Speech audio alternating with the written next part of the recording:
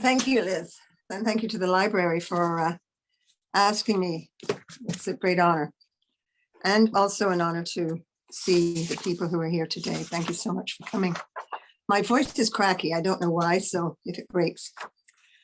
First of all, I do want to acknowledge that we are very mindful that we live on the traditional territory of the Indigenous peoples, that we honor them and their culture and the history of the Indigenous ancestors who came before us and who continue to be present in the lands that we occupy. I welcome you here, and I'm going to begin with a poem. It always settles me somehow when I start. I've got it on gallery view, so I can see that there is an audience out there, but I wish that we were all together, knee to knee, so as to speak. The poem I'm going to read, just to begin, is one I chose out of the many in the book because to me, it encapsulates where I'm at. It encapsulates what I'm thinking about what I thought about when I wrote this book.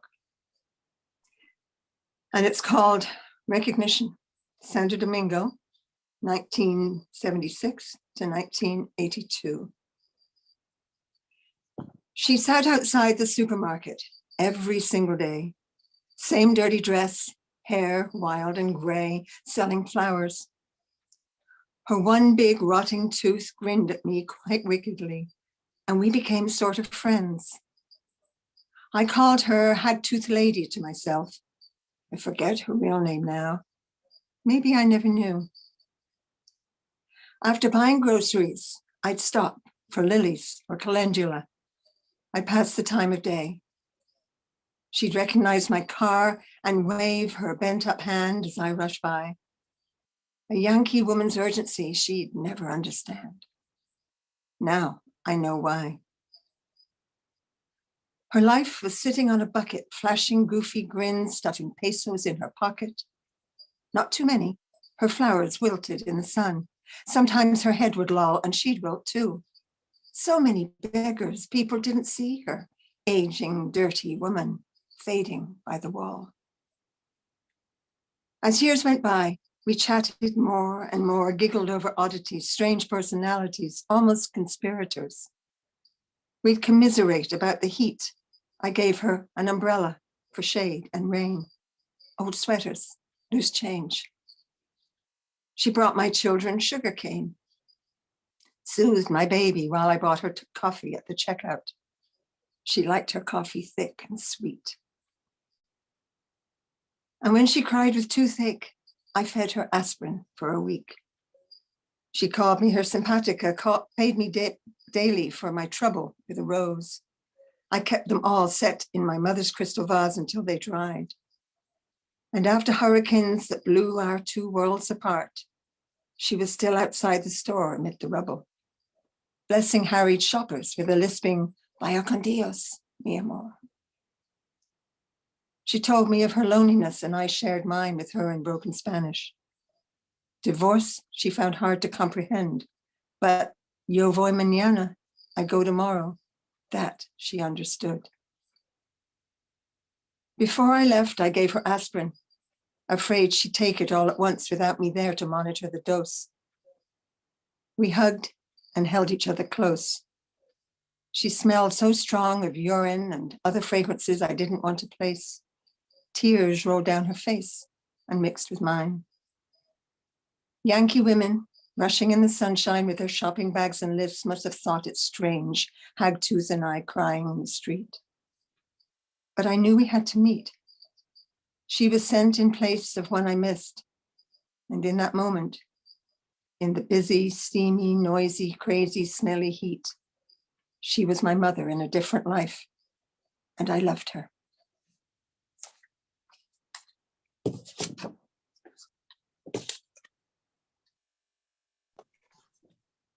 That is in the book, and it's so different to hear it read. So I think that's very interesting, to just the difference in the way it feels to hear it read by you. For anyone that hasn't yet read the book, can you tell us a little bit about it? First question I was dreading. It's a difficult question. So I did write down a few words. I don't want to read it, but I did think about it quite a bit. Aging consciously, dying awake is about a supposedly ordinary woman on a relatively fixed income who lives a supposedly ordinary life, accepting that there's no such thing as ordinary, who look back on her life. And what better resources do we have than our own lives to discover how her values and beliefs about aging and dying have formed? I discovered the illusions I've lived under, the traditions I've lived with, the many masks I've worn, hopefully becoming more conscious, and by so doing, walking to the end of my life in truth. Living consciously for me is living in awareness, in truth, in grace, and in love. It's being aware of our energetic connection with the universe, with the planet, with the collective, and with each other, and also with ourselves, because we're all one.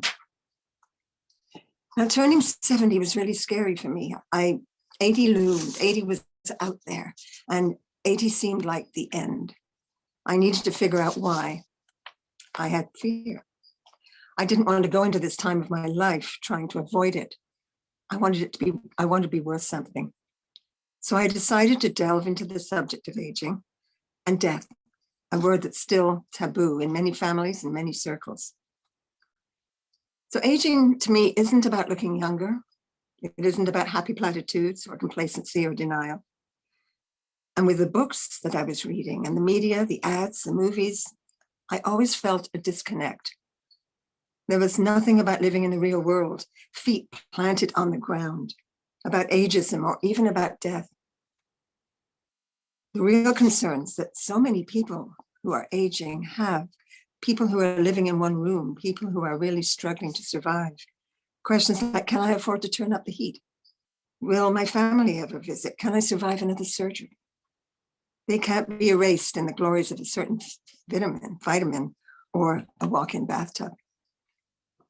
There was very little about our connection with each other and with the cosmos. And then came this wonderful opportunity for me to write, and I took the journey of a dissertation to explore aging and dying. It isn't a how-to book. It's not a guidebook. I mean, how can one write a guidebook if we haven't traveled the terrain? But it is a book that looks at those age-old questions. Who am I? And why am I here? And in doing that, I hope it encourages people to look at aging and dying from their perspective, however young or old they are. And because I think and I write in a very circular, metaphorical way, my book is a collage of memoir and essay and storytelling, poetry, and there's even a little bit of amateur science thrown in. Somebody has said they enjoy picking it up and just starting at any chapter and beginning to read there. Others have said they like working their way through it, chapter by chapter, with much reflection on their own lives, and they're savoring delaying the end. I love that. Both serve my intention. So back to Hagtooth Lady. She has taught me so much about entitlement, about ageism, archetypes, about the layering of our lives, about reflection, about acceptance, the way we all fit into this thing called life, to love, to the collective, for we're all one. What she felt, I felt. What happens in the world happens to me. Whatever I say or think or do goes out there. We're like a cluster of cells floating in a culture in a petri dish. Whatever the culture is affects the way the cells grow. They could be a lung or a leg or a bone. Our culture affects us in our growth, like it or not. The moon's tides, the moon's tides don't only affect our planet's tides, they also affect the water in our bodies. The moon isn't the only thing that does that. Everything affects everything, the butterfly effect. And to me, that's really comforting. And that's what I didn't find in early reading. That's why I wrote this book, to share with you in truth and in love. Because really, that's what it's all about, is love. That's it. that's the book. It's interesting. You talked about people returning to the book and or reading it in a circular way. And there's a piece in the book where you mention a workshop that you attend, and someone says, "You're not here for a reason you know about, but you'll someday you'll think, ah, that's why I went to that workshop." And I think it's probably the same for your book. Maybe somebody will read it and later think, "Oh, I remember reading about this, and that is why I Yeah, read the book." So that's interesting. yeah, that's a lovely point. So I know that we do have people often who are curious about the publishing process and how you take a book like this and get it on the shelves of a bookstore or the library. So would you be willing to share for people who haven't, done that yet, what that process was like for you, how you got it to this point? Hmm. First of all, it was a dissertation. And dissertations can be very academic. Some people wonder why such a personal narrative can be considered as a doctorate level dissertation. And I wrote a small piece at the back of the book that explains the method I used, as we have to use a method when you write a dissertation. And I searched for the right method because this is the way I wanted to write it. And of course, in the original, there were also the academic requirements, the literature review and an abstract, which I, of course, took out of this.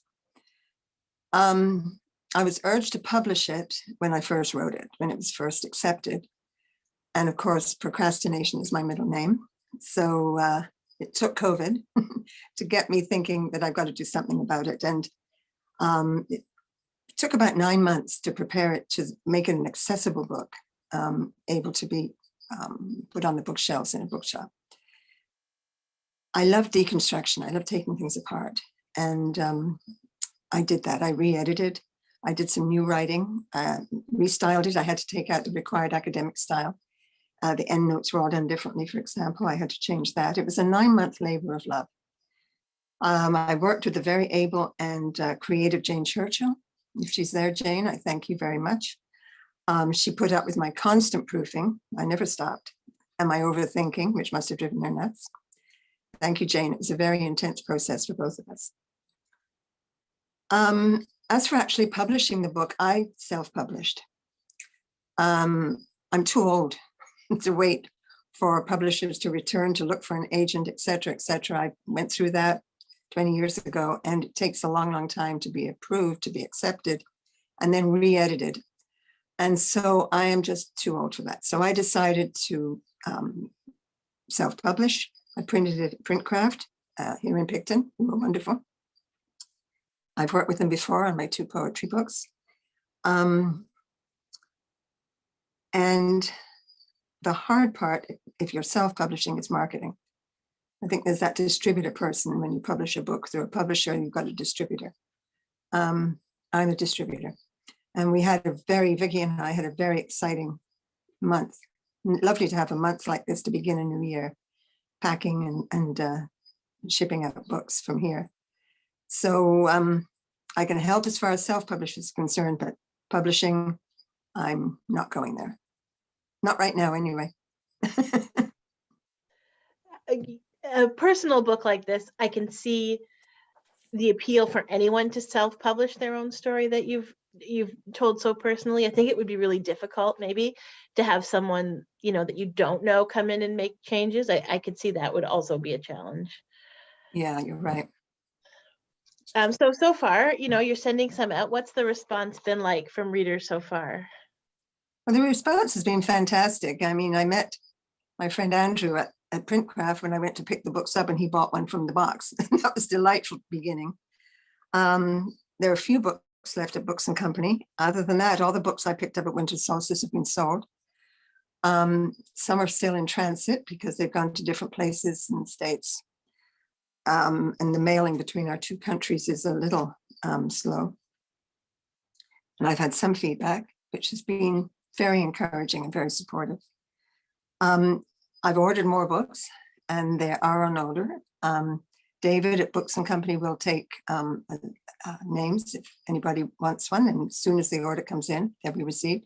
I can also take in names, and I've already got several names down, including a number for the UK, which is lovely. And the response has been very, very energetic. It's been lovely. I thank everybody that's purchased one.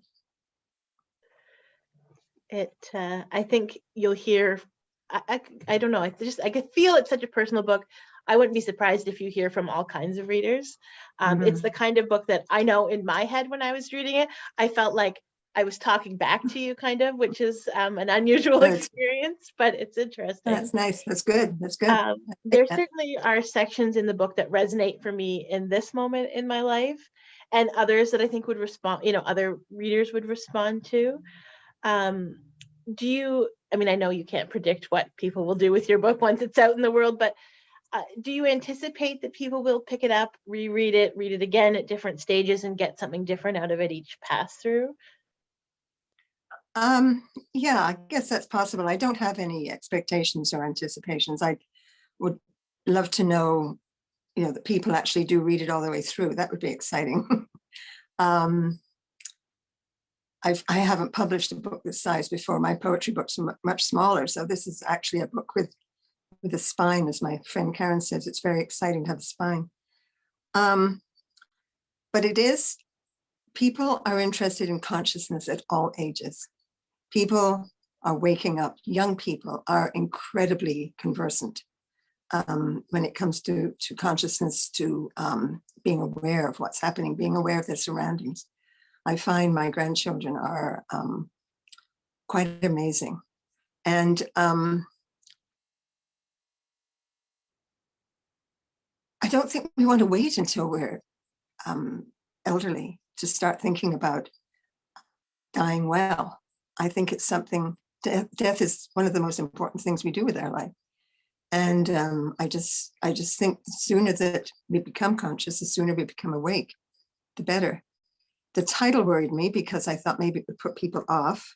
It sounds like an academic book and it sounds like an elderly book, but I was assured that the title was good, and I stuck with it because I liked it, and it seems to be working. But I think any age can always deal with consciousness.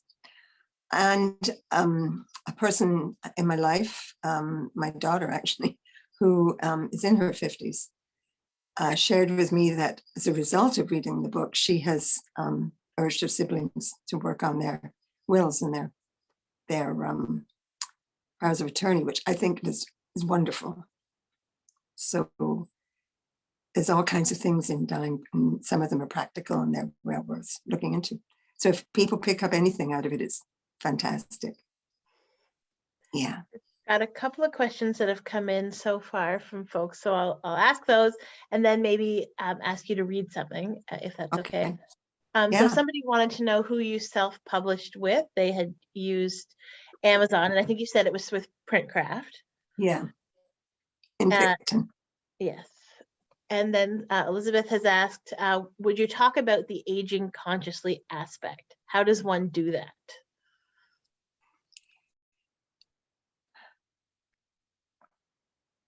I knew that would come up. To me, consciousness is awareness. So it's being aware of one's responses, being aware of one's reactions, being aware of energy, of the energy in the land too, of course. There's so much sleepwalking going on right now. There's a big attraction with zombies. There's a lot of ads show people lying on the sofa. I saw one lying on the sofa ordering a pizza in their pajamas. I saw a fashion show where beautiful fancy pajamas was being modeled to wear at parties. There's a lot of emphasis on sleeping. And consciousness is kind of the opposite of that. It's being aware. Hey, look what's happening. I'm not going to do that. Being aware of one's reactions to things. I talk a lot in this book about entitlement, and I discovered that I felt an awful lot of entitlement at one part of my life that I was not aware of then. And it really didn't hit me until 20 years later that I had acted in a very entitled way. And that was a wonderful revelation. I mean, it was freaky when I felt it, but it was a wonderful revelation.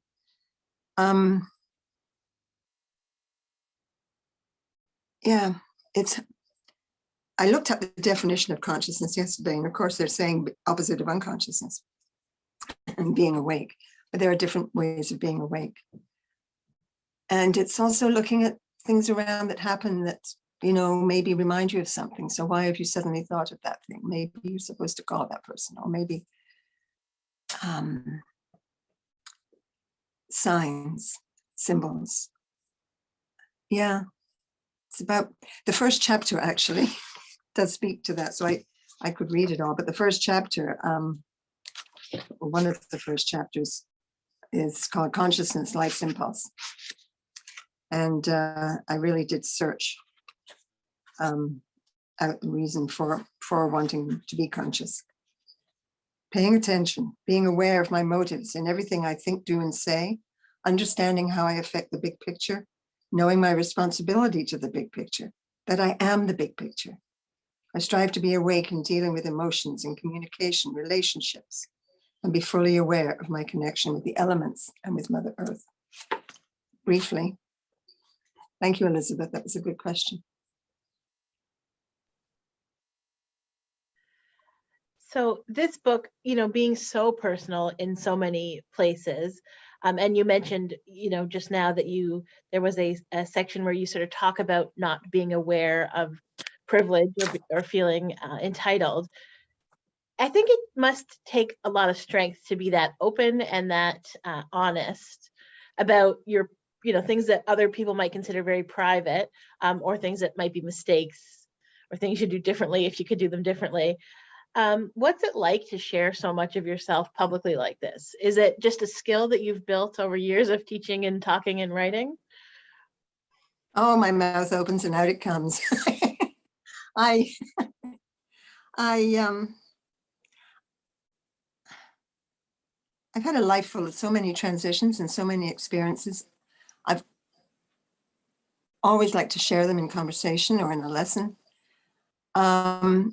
The personal stuff, you need space between now and then. The childhood trauma, childhood stuff that happened, wasn't visible to me until I was in my 40s or 50s. So I needed that distance to be objective. And I wrote quite a bit about that in my book, The Fireman's Child. Now I can kind of look at this as witness. And when you look at it as witness, it doesn't come out as catharsis or pathos. It's subjective, it's a story. I am not my story. I'm not my story. But so I can tell the stories objectively. And yeah, in writing for publication, I'm aware that other people are involved, and I try not to be hurtful or critical. But because I get so objective, sometimes I forget that maybe the person who I'm writing about is going to be reading it. And I have to go back through it and make sure really that take my own self into it. But I've made peace with the child, and I've made peace with the teenager, and I've made peace with the young wife. And together they're all in me now. But I think it took time and space and reflection, a lot of reflection to be able to get to that point. And now we kind of navigate life together. And there's only so many stories in the world, and we all have our stories. And we act them out in a different way. And if we recognize ourselves in somebody else's story, there's always somebody having that same experience in the world. So we don't suffer or celebrate alone. We think we're alone, but we're really not, because other people are having the same experiences. And how we respond to them is unique. So everything I write usually now is this way. I can't help it anymore. So in this book, you use a variety of formats. There's essay, memoir, poetry, as you said, a little bit of science.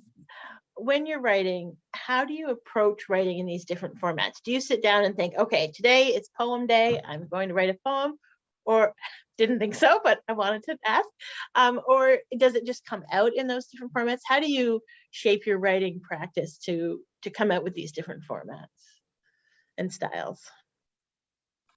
My writing practice is very erratic. Essays build up in my head first. I have to find a way in. It's usually metaphorical. For example, I had to write an essay once about several years ago about whether we are pushed or pulled into the next evolution. That was the question. Are we pushed or are we pulled into the next evolution? And I could not get in there. I couldn't start. It just sounded too trite. And then the earthquake in Haiti happened. And I saw this remarkable picture of a woman being pulled out of the rubble 3 or 4 days later, covered in gray dust. And that was my way in. And I could build up the essay on that image. I studied essay at Goddard College in Vermont. And I'm really glad I did. I couldn't make up my mind between essay or poetry, and I chose essay. And we studied essays right back from the very first one, the early essays, even the ones that were written looking at the volcano in Vesuvius. And somebody wrote a firsthand, journalist, really, ancient journalist, wrote a firsthand report on the explosion from Vesuvius. And studied essays all the way through, and that was absolutely fascinating. Poetry for me comes from a different source. It comes from somewhere else. I think all the writers I know and work with all say I think it's the divine coming in, and it comes from inspiration. It comes from the middle of the night. You suddenly have a word. You suddenly want to write a poem. If I have to write a poem, it's technically okay, but you can tell the difference. If you have a subject, you've got to write a poem about a dog. But if I don't have to do it, I could. It's a completely different experience. So I write when I feel, when the urge comes to write, and I don't have a writing practice. I'm not one of those people that gets up every day and writes no matter what. But if I'm writing something, I will get up at 4 o'clock in the morning and write through till noon and not stop. And there are no have-to poems in this book. All these poems came through. So, yeah. We've got another audience question here. So much of what we're exposed to in regard to aging seems focused on hoarding, how to hang on to our youth, our bodies, our minds, our possessions. I feel like your book is the antithesis of this, the generosity of what we can give. Do you think that's what people are responding to? That's from Sheila. That's a good question. I sound like a news reporter when I say that. I always hate it when they say that. That's a good question. But it is, Sheila. Thank you. There's quite a lot in this book about letting go and about letting go things. That's what old age is all about. It's letting go. It's letting go things, people, events, habits. Sometimes your home, hobbies. It's letting go something all the time. And how to deal with that. It's a hard thing to deal with because nostalgia comes into it and memories come into it. And it's a big, big part of aging. And when you let something go, there's a space for something to come in. And that space can be filled up with all kinds of things. fact, there's a piece I was going to read at the very, very end that speaks exactly to that. And if we can think of that space as being filled with dreams, with hope, with new things, with maybe a new hobby, maybe a new way of living, maybe new people,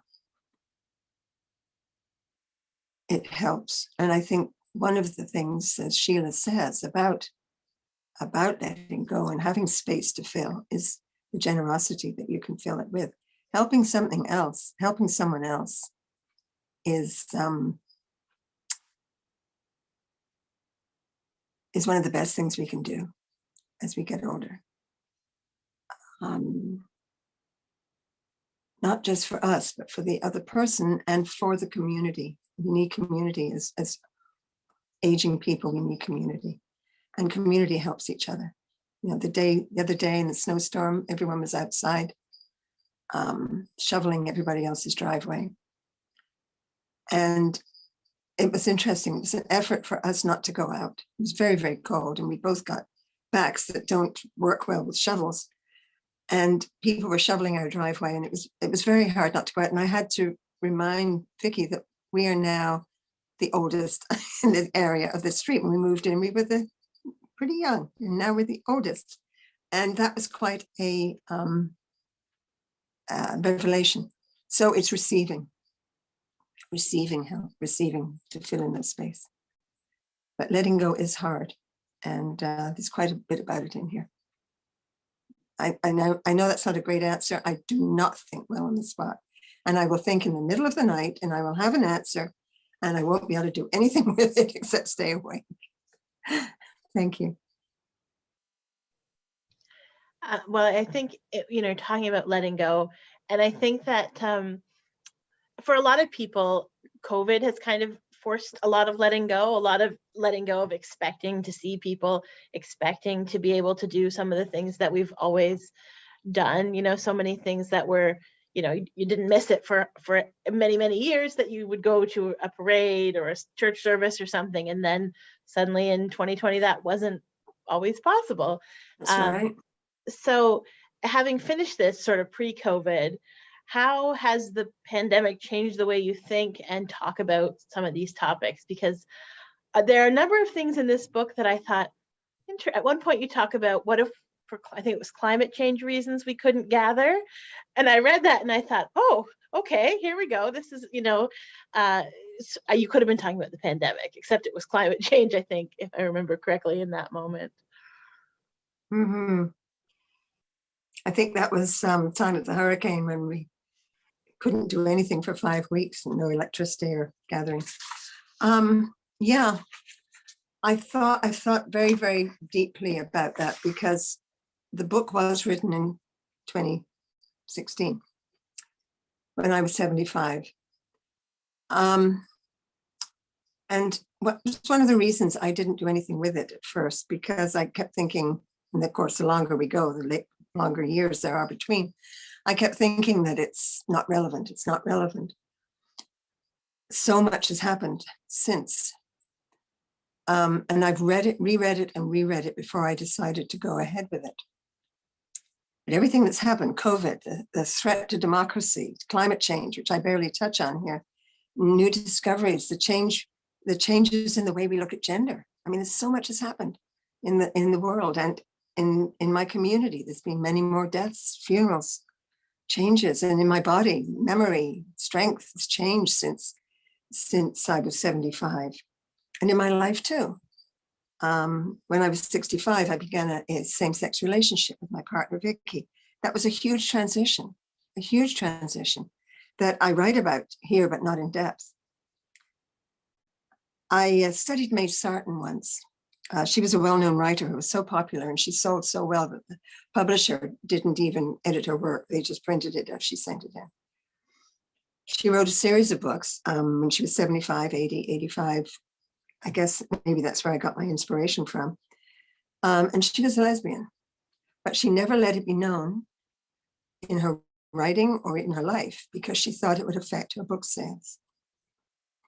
She complained all the time. She was hated being old, and she was very crabby. And I wrote a paper to the fact that she didn't write honestly because she didn't write about being a lesbian, or even let it be known out in public. And her dishonesty came out in her dissatisfaction with life. And I think that's where I started to realize the value of honesty and of truth in writing. So maybe if I wrote more about my transition in my life, it would help somebody else entering a different form of transition and relationship. People are expressing themselves nowadays in so many different ways. I think it might be useful. So I decided there was so much to add to this book. There was just too much. And in the book, I didn't know, in the book, I didn't know what it's like to be 80. Now I don't know what it's like to be 85. But I do know what it's like to be 80. And although the path forward now is very different than the path forward was then, the values and the beliefs that I held then, I still hold now. They're just more intense. So I decided to keep the book as it was, to explain at the beginning why it was written when it was written. I think I used the word pre-COVID once. And I want to write a sequel. I want to write, about being 80 and how everything that's happened has affected everybody, but how it has affected particularly older people. I mean, people in long-term care homes, so many people. So it's a really good point. And I struggled with it for a very long time, but decided that this was a good base. And the next one, if I ever get to finish another one, we'll continue the journey. So there's another comment in the chat. First, wondering if you're willing to share your contact information. They're an aspiring author. And also saying, where do you find your hope at this time in history?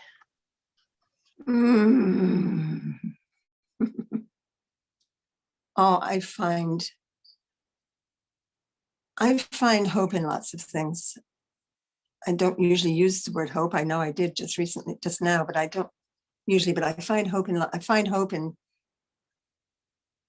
knowing that the earth is still going around, that I am but a cell in the body of Mother Earth, that it revolves, it turns its wheel, and whatever happens, it will continue turning its wheel. Will continue. Mother Earth will always be there. That gives me a lot of hope. Through some difficult times in my life, that got me through.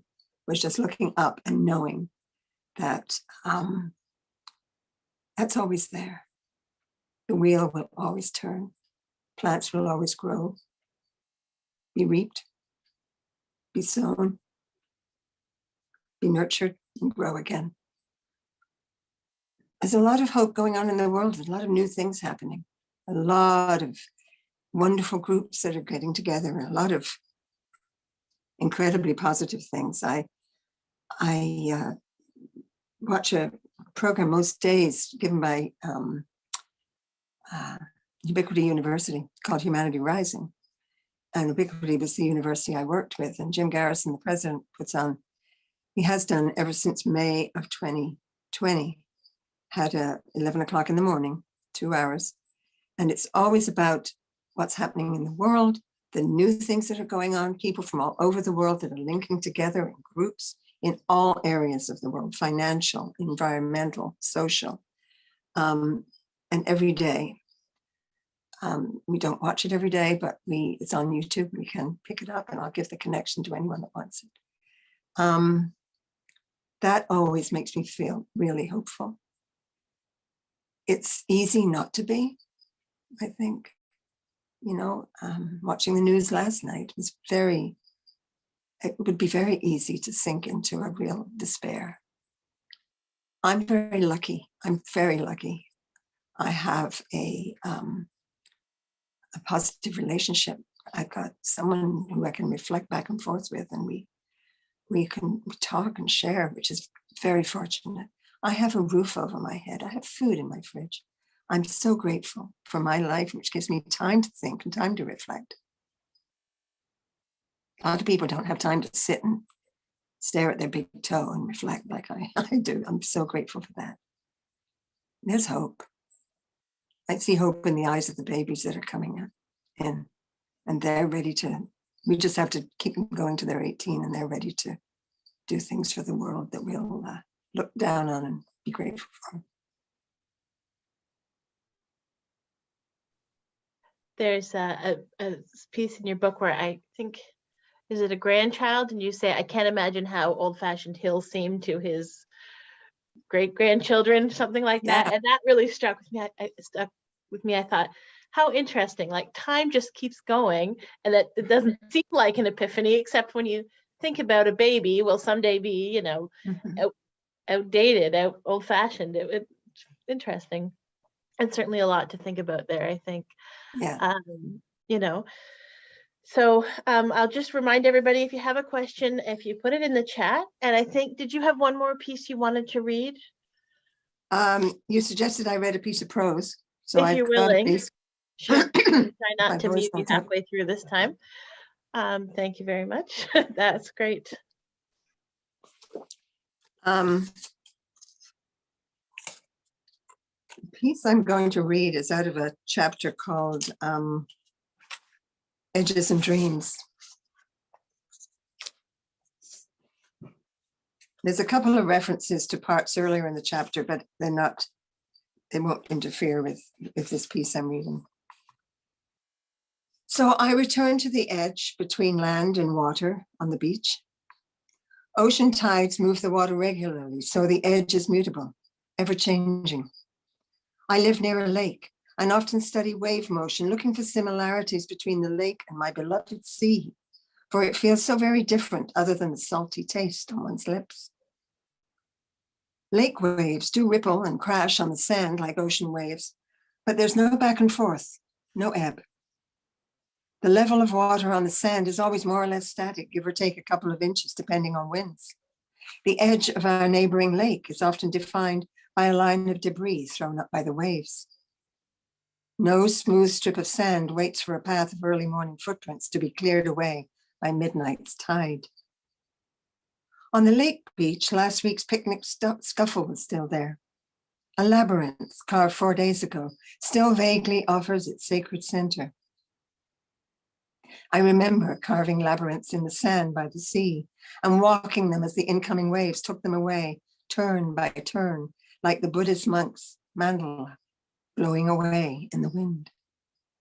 Each time I felt as if I was working hand in hand with Mother Earth, that the spiraling journey had to be made when the intention was there, or the opportunity would soon vanish with the tide. She would take it, leaving no physical trace of its existence. Yet lakeside, the labyrinth will still be there for others to walk when they come across it the next day, wondering where it came from, as if by magic. That labyrinth is for the collective, to be eventually battered by weather and time until its path finally becomes untranslatable.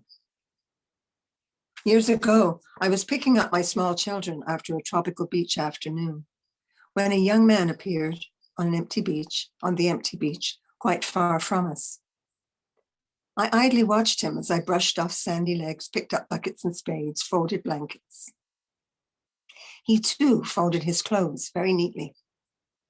He walked to the edge of the sea and stood there for a long time. As I was getting into the car, he turned and looked directly at me. We made eye contact over the sandy distance. Then he turned away and purposefully waded into the sea. I backed the car out from under the palm trees, faced the way home, and looked back. He was gone. Swimming under the water, I thought. But I waited, with a strange feeling that I was witnessing something private, intimate, that I should not disturb. I waited far longer than it would take someone with a normal breathing pattern to stay underwater, and then longer, but he did not emerge. I got out of the car and began to move in his direction, but then I stopped. There were little ones in the car alone. What could I do? Should I get them out and run over there shouting? To whom? We were alone. Should I stop at the city police station an hour away where a foreigner was guilty before deemed innocent and we would be held under suspicion? And was there any point in trying to save him in an hour's time? Should I interfere with his inner journey, with his story? I waited another 5 minutes, saw nothing, and drove away. His pile of clothes stayed in my car mirror, but no dripping body came out of the water to grab a towel. There was no towel. I think I witnessed someone crossing over the edge. Whatever led that young man to that moment, he had already made his final decision to strike out to a further horizon. He was like the young man in my later dream who stepped out over the rooftops and journeyed to the other side. He returned to the waters from whence he had been birthed. Gloria Anzaldúa ends her book with, "To survive the borderlands, you must live sin fronteras, without borders, to be a crossroad." If I'm a crossroad, I have a choice. The body dying is one thing, but spirit dying is another. Every day I am a crossroad. I have a choice on how to speak, act, and think. Each act has a reaction out there. Each is my crossroad. Our lives are very tenuous. Edges present themselves at any time, and we create our own choices as to how we walk them. But eventually we cross over and we die. We can walk that edge with courage and conviction, and we can look with anticipation at what awaits on the other shore. Or we can waver, wobble at the edge, and let fear accompany us because we're crossing that edge regardless, like the baby seagulls when they find their wings and cross the horizon.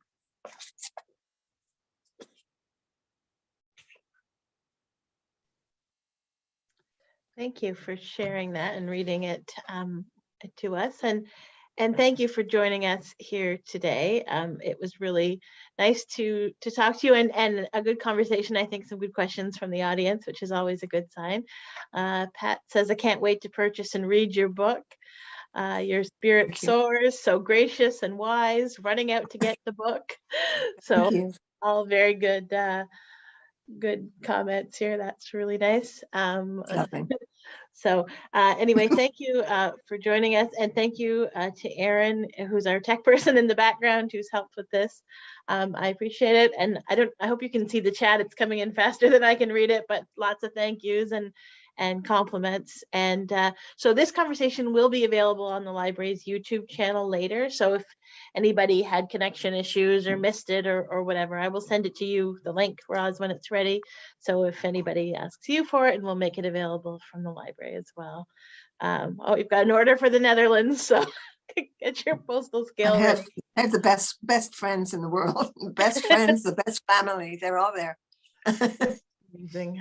Well, that's great. Well, is there anything you want to say before we go? I was going to finish with a tiny piece at the end. I want to thank everybody so much. Thank the library. This has been fun. Thank everybody so much for coming. And even though some of you have come from a very far distance, you've traveled a long way. I thank you. So the piece I was just going to read at the end to say farewell.